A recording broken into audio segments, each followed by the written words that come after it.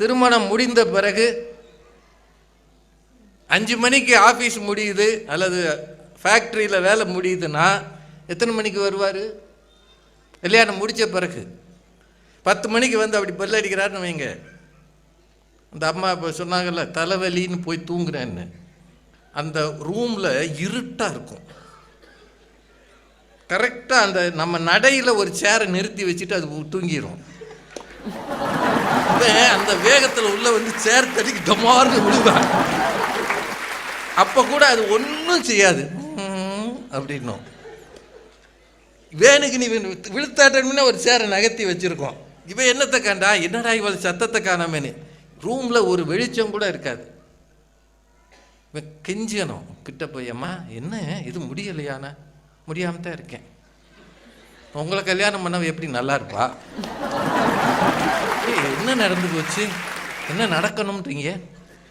ஏதாவது நடந்தா தான் நீங்கள் வருவீங்களா? ஏய் நான் என்ன சொல்லிட்டேன், நீ என்ன சொல்லணும்? இல்லைம்மா நீ ஏன் இப்படி இருக்கேன் 5 மணிலேருந்து இப்படி தான் இருக்கேன். அப்போ தான் இவனுக்கு உரைக்கும், ஓ 5 மணிக்கு நான் வரலைன்னு இவன் சொல்கிறான் போல. இதெல்லாம் நமக்கு சரியாக வராது. நாளையிலேருந்து ஒரு 6க்குள்ளே நீங்கள் வரலைன்னா அப்புறம் எனக்கானதை நான் பார்த்துக்கிறேன். அப்புறம் அடுத்த நாள் மேனேஜர்கிட்ட போய் கேட்கணும், சார் எது இருந்தாலும் என்னை 5 மணிக்கு விட்டுருங்க சார், உங்கள் காலில் வேணாலும் விழுகிறேன், ஏன்னா அவள் காலில் விழுகிறத விட இது தேவையில்லை சார். அப்படின்னா அவன் இழப்பது உறவுகளோட நெருக்கத்தை, இஷ்டத்துக்கு செலவு பண்ணதை, எல்லாத்தையும் விட அவன் எதை இழக்கிறான்னா தன்னுடைய தனி சுதந்திரத்தை இழக்கிறான். இருக்கிறானா இல்லையா? அவன் விட்டு கொடுக்குறானா இல்லையா? சொல்லுங்க ஐயா, அது ஆம்பளைங்க ஒன்றுமே செய்யலையா? என்னமோ இந்த 3 பெண்களும் இஷ்டத்துக்கு பேசுகிறாங்க. சரி உங்கள் பொண்ணு பிரசவத்துக்கு ரெடியாக இருக்குன்னு வைங்க, பிரசவத்துக்கு அது மாமனார் வீட்டில் கூப்பிட்டு போயிடுவாங்க.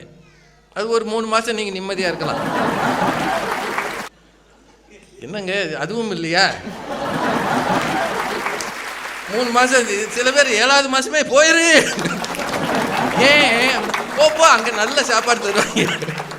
எனக்கு 3 நாள் போட்டாங்கல்ல, எல்லாம் ஓசி கிஞ்சியா போடு அப்படின்னு 3 நாள் அனுப்பி விட்டுருவான் 3 மாதம். அதுக்கப்புறம் அங்கேருந்து ஃபோன் வரும். இப்போல்லாம் போயிட்டு திருப்பி வந்துடுறாங்க. நம்ம சந்தோஷமாக இருக்க முடியாது. ஏன்னா இப்போ வேலைக்கு போகிற பெண்கள் இன்னொரு வேலைக்கு போகிறது 3 மாதம் முன்னாடியே எடுக்கிறது இல்லை, பிரசவத்துக்கு பிறகு தான் லீவ் எடுக்கிறாங்க. அதனால் பின்னாடியே வந்துடுது. எப்படியோ பிரசவ செலவு மாமனார் செலவு அங்கே கூட்டு போயிடறாருன்னு வச்சுக்கோமே. இன்னைக்கு பிரசவத்துக்கு அது ஆஸ்பத்திரியில் சேர்த்துருக்குனோடனே உங்களுக்கு ஃபோன் வருமா வராதா?